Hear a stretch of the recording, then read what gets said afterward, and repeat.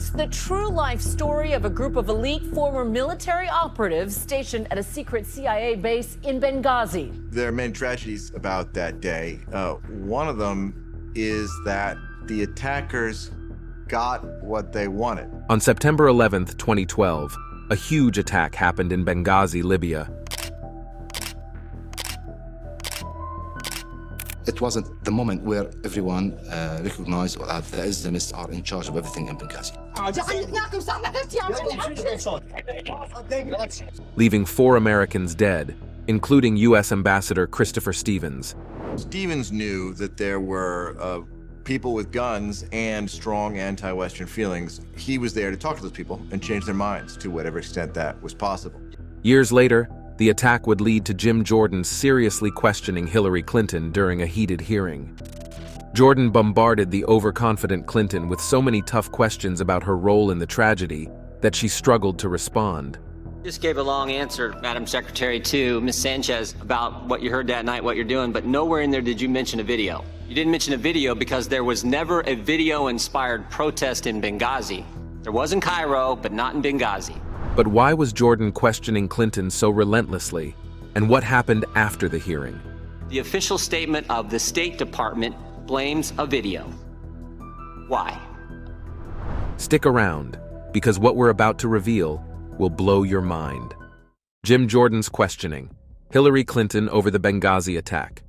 After the Benghazi attack, a congressional hearing was held, and on one occasion, Republican Jim Jordan questioned Hillary Clinton. He began by focusing on what Clinton said on the night of the attack and in the days that followed. Jordan pointed out that in her long statement about the events, she did not mention a video. He argued that the reason this was important was because the Obama administration and the State Department had told the American public that the attack was a response to an anti-Islam video that had caused protests in the Middle East. It was a crude and disgusting video, sparked outrage throughout the Muslim world.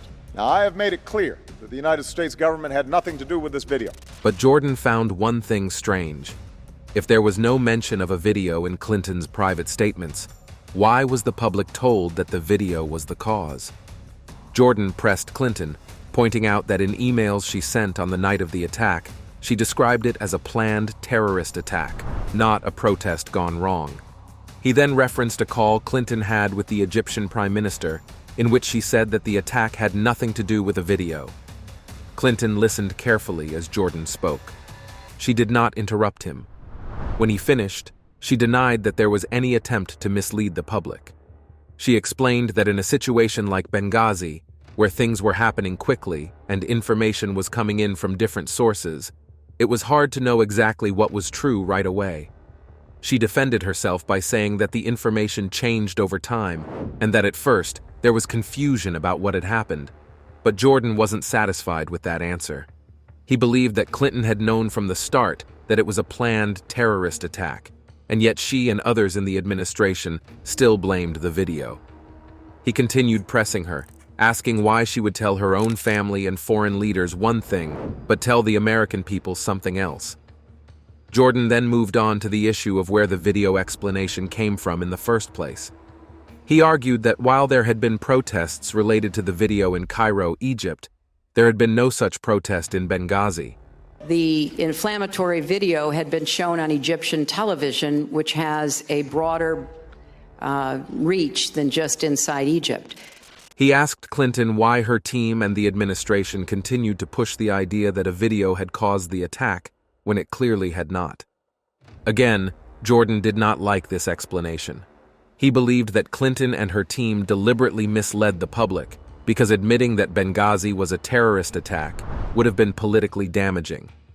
At the time, President Obama was running for re-election, and Jordan suggested that the administration did not want to acknowledge a major security failure just weeks before Americans went to vote. Clinton rejected this claim, saying that she and her team had never intentionally misled anyone, but Jordan was not done yet. He continued pushing, saying that Clinton's explanation did not make sense. If the video was not a factor in Benghazi, why did the administration keep mentioning it for days after the attack? If Clinton already knew it was a terrorist attack, why did she not say so publicly from the start? Then, Jordan did something very surprising.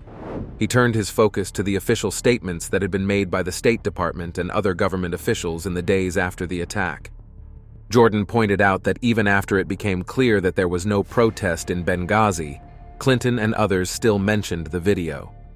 As the questioning went on, Clinton remained calm and composed, even as Jordan continued pressing her. On the basis of the video, Congressman, and I think but real quick, calling it an attack is like saying the sky's blue. Of course it was an attack. If that's not pointing as the motive of being a video, I don't know what is. And that's certainly how the American people saw it. At times, she pushed back against his accusations, saying that he was twisting the facts to fit a political narrative. She repeated that there had been no effort to deceive the public, and that in times of crisis, information is not always clear right away. We were in a position, Congressman, of trying to make sense of a lot of incoming information and watch the way the intelligence community tried to make sense of it. Madam Secretary. Still, Jordan was not convinced. He ended his questioning by stating that the American people deserved better. He argued that if the administration had simply told the truth from the beginning, there would have been no issues. Now that we've seen how Hillary Clinton responded under pressure, it's time to step back and talk about the real story behind the Benghazi attack. Keep watching, because what we're about to reveal will shock you. How the Benghazi attack actually happened. The Benghazi attack is one of the most talked about and controversial events in recent American history. It happened on September 11, 2012, exactly 11 years after the 9/11 terrorist attacks in the United States. That night, a group of heavily armed militants launched a violent attack on 2 U.S. facilities in Benghazi, Libya, the U.S. diplomatic compound and a CIA annex. The attack led to the tragic deaths of 4 Americans: Ambassador Christopher Stevens, Sean Smith, Glenn Doherty, and Tyrone Woods. Before discussing the attack itself, we need to first understand what was happening in Libya at the time. The country was in chaos after the 2011 uprising, which led to the overthrow and killing of Libyan dictator Muammar Gaddafi. But tonight, after months on the run, Muammar Gaddafi is dead. The U.S., and other Western nations had supported the uprising, hoping it would bring democracy and stability. But Libya descended into instability, with many armed groups fighting for control. Benghazi, a city in eastern Libya, was particularly dangerous.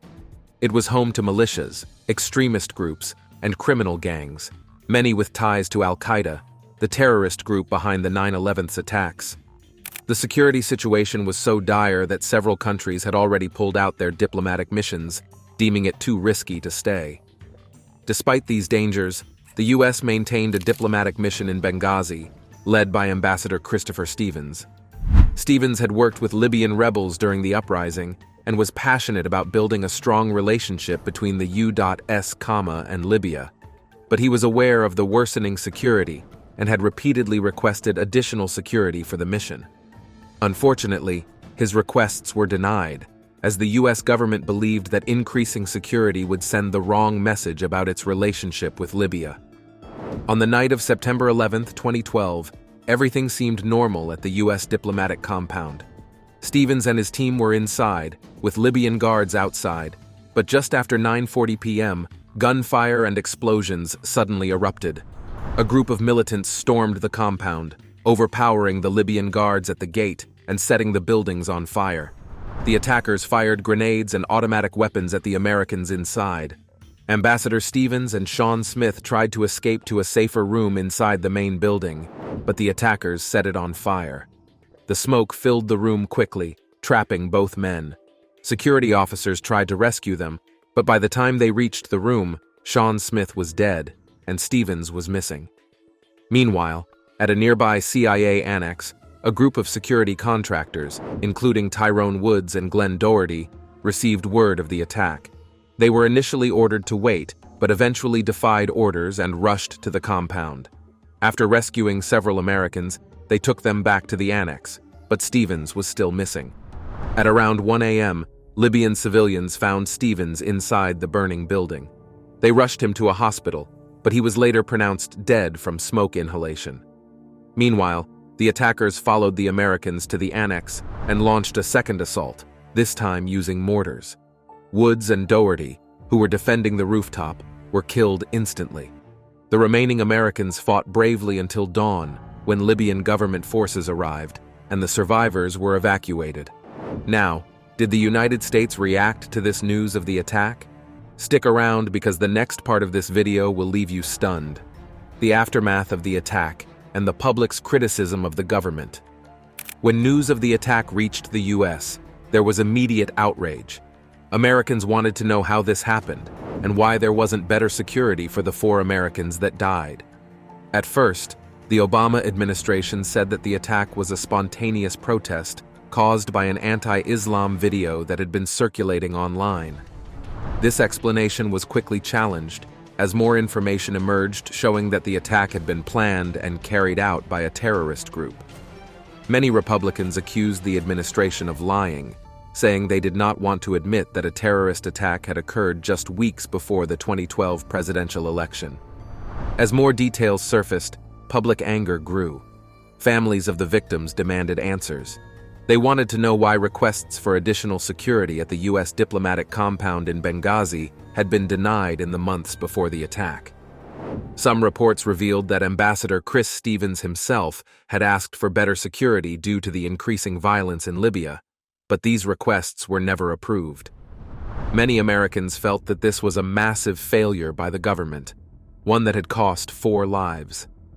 In the days following the attack, the U.S. government struggled to present a clear and unified explanation.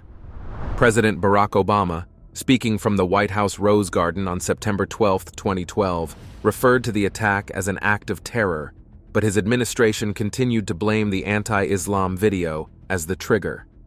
This contradiction fueled suspicions that the White House was trying to control the narrative.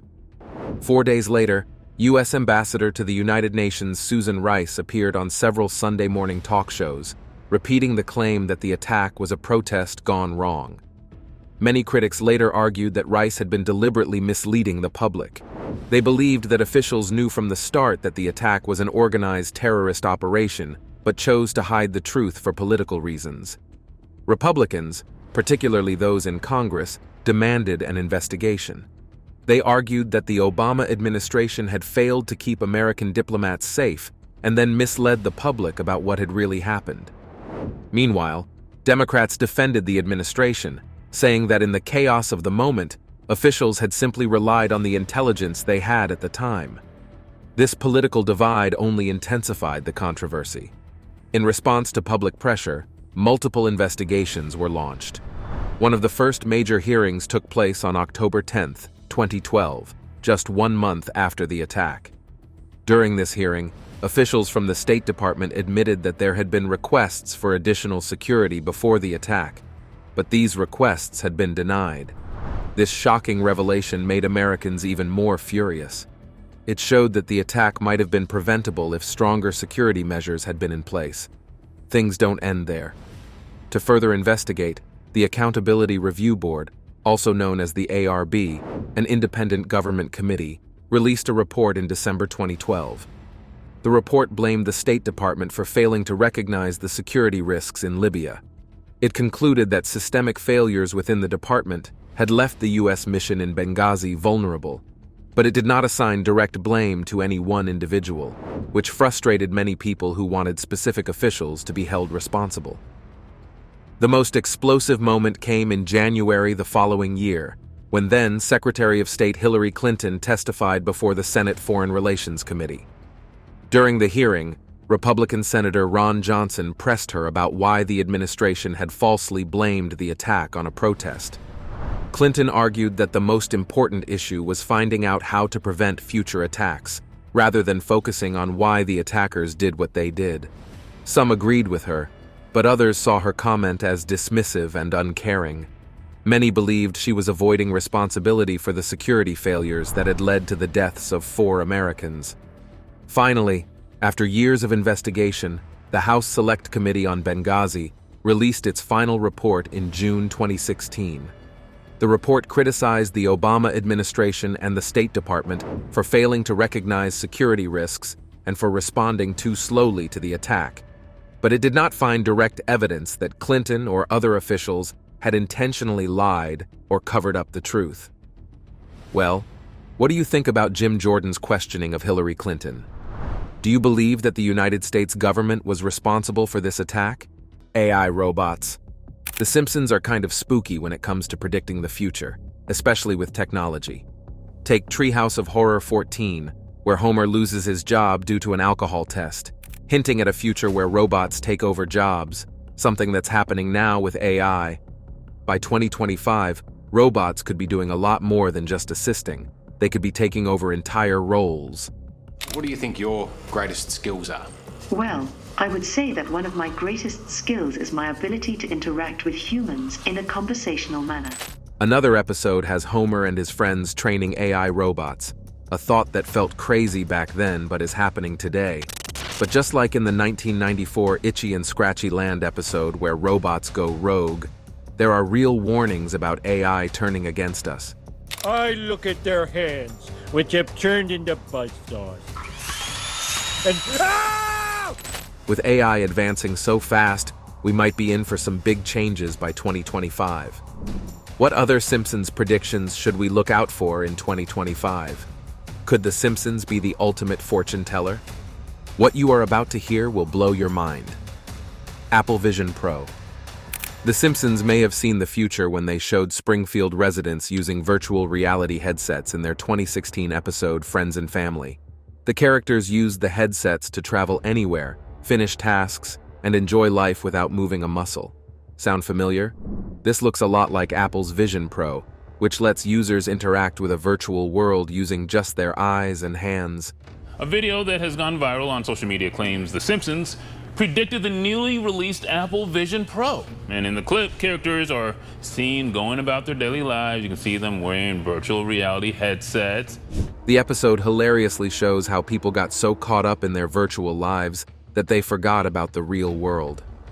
In 2025, with devices like the Vision Pro gaining popularity, will we see The Simpsons' prediction come true? Maybe it's time to prepare for a future where virtual reality blends into our everyday lives in ways we never imagined. FIFA controversy. The Simpsons predicted the infamous FIFA bribery scandal in the episode You Don't Have to Live Like a Referee, Season 25, Episode 16. The storyline shows corrupt soccer officials being arrested and highlights bribery in international football. Interestingly, shortly after the episode aired in 2014, real-life FIFA executives were indeed arrested for corruption. FIFA, the world governing body for soccer, is under fire yet again for corruption allegations related to the 2018 and 2022 World Cup bids, making the prediction eerily accurate. The episode also features Homer standing firm against taking a bribe while working as a referee, a humorous take that contrasts sharply with real-world events. The show's writers even depicted Brazil losing to Germany in the World Cup, though in real life, this occurred during the semifinals instead of the finals. Looking ahead to 2025, given FIFA's continued controversies and global discussions about transparency in sports, it wouldn't be surprising if The Simpsons' foresight continues to resonate. Black hole. India's recent space launch might help us reveal new secrets about black holes, but a 2013 Simpsons episode, Treehouse of Horror 23, had something even scarier in mind. In this spooky tale, a small black hole appears in Springfield and starts pulling in objects. As it grows larger, it devours more and more, eventually consuming all of Springfield. But instead of destroying everything, the black hole transports the people and objects to another dimension, where extraterrestrial beings greet them as visitors from another realm. It's a wild idea that raises the question, could black holes really be gateways to other worlds? With space exploration advancing, could something like this actually be discovered in 2025? It's both exciting and terrifying to think about. Holographic technology. In the Simpsons episode titled Bart to the Future, we get a fun look into a future where holograms are used for everything, including sending messages. The episode is funny and impressive, but here's the big question. Could holograms actually replace phones by 2025? Could they become our main way to communicate? In that same episode, there's also a scene where a mailman delivers a letter to Bart in the form of a hologram, complete with the phrase, "Smell you later," as a sign-off instead of a typical goodbye. This playful take on future communication is pretty fun to think about, especially when you realize that holograms are already starting to pop up in the real world. You can actually find HD 3 holograms in some stores like Best Buy. We're not living in a hologram-filled world just yet, but it's pretty clear that we're on our way.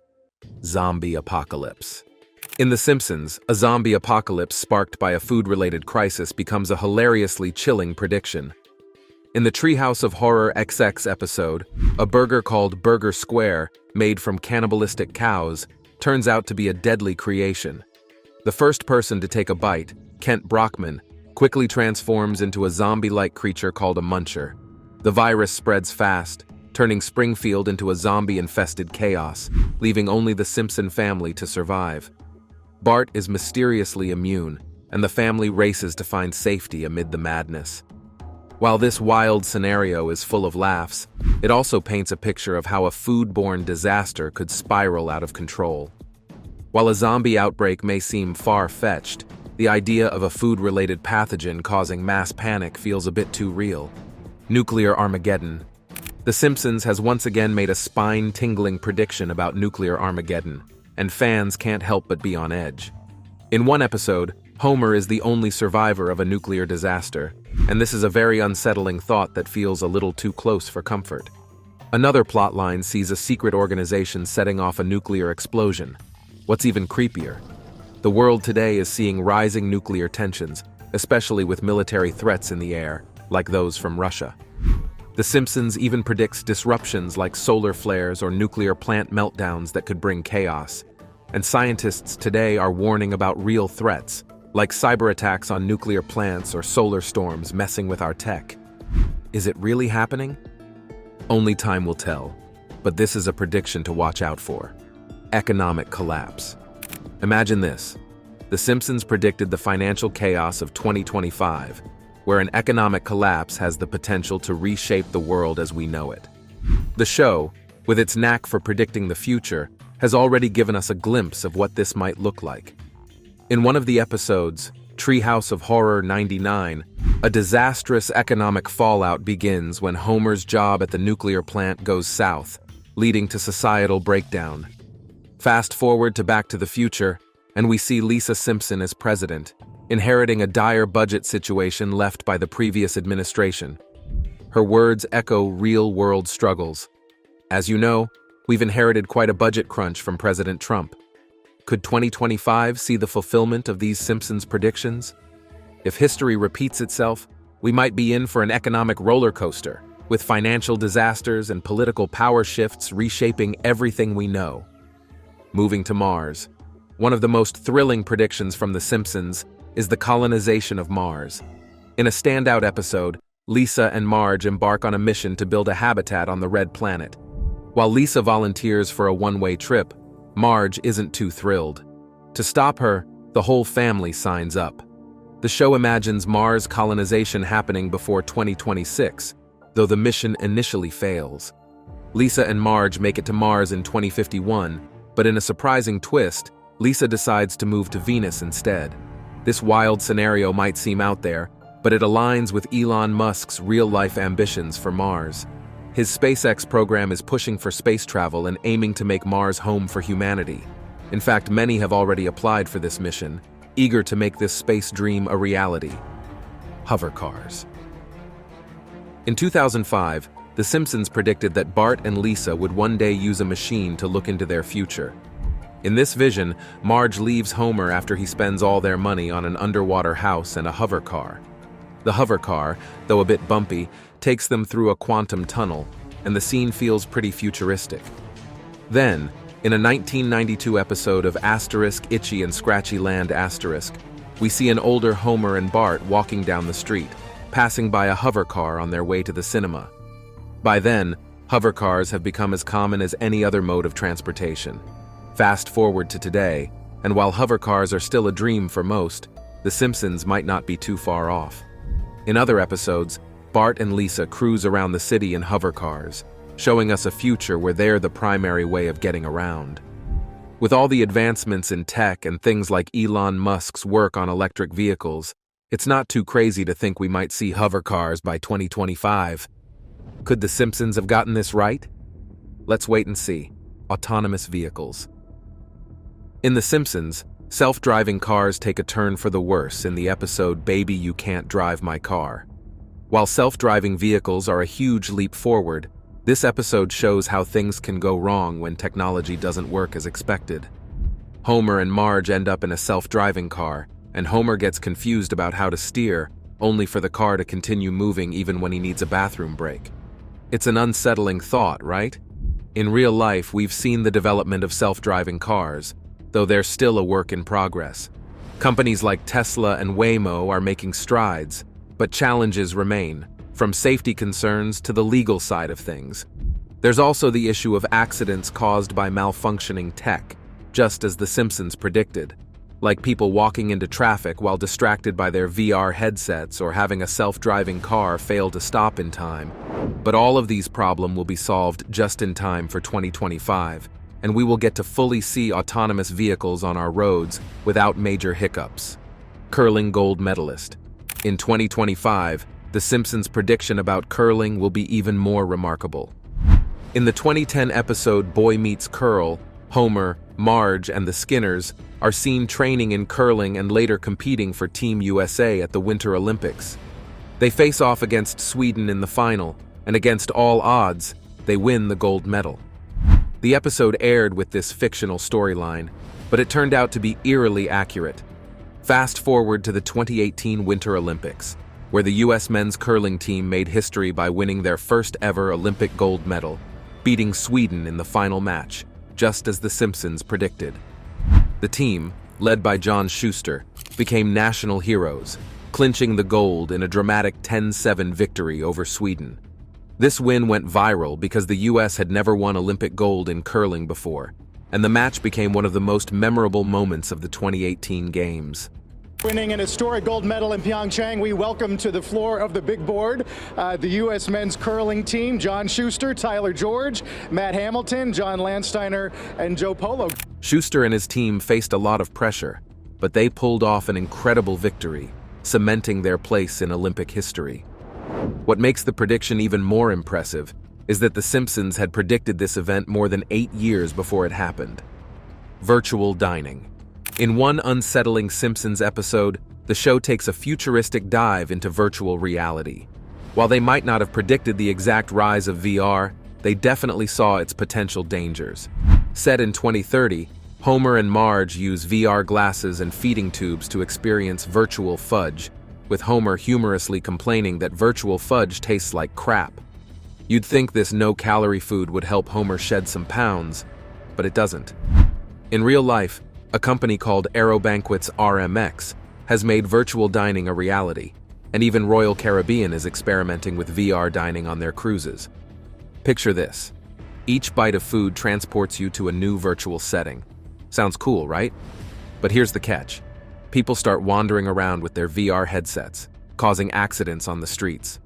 In the show, Homer and Marge's odd way of eating through a feeding tube while plugged into a VR headset raises the question, could VR really change the way we eat and interact with the world? Sure, it sounds fun and futuristic, but as the episode warns, too much immersion in virtual worlds might lead to people losing touch with reality. So could this be the future of dining and living? Well, it seems like we're already heading that way. Large-scale environmental disaster. Who remembers the Simpsons movie from 2007?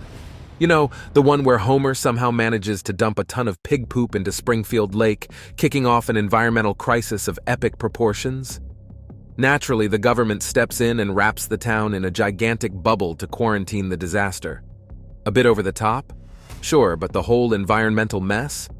Well, that feels a little too close to home, doesn't it? Fast forward to 2025, and there are predictions of climate change right in our faces, rising sea levels, extreme weather, wildfires, and all that good stuff.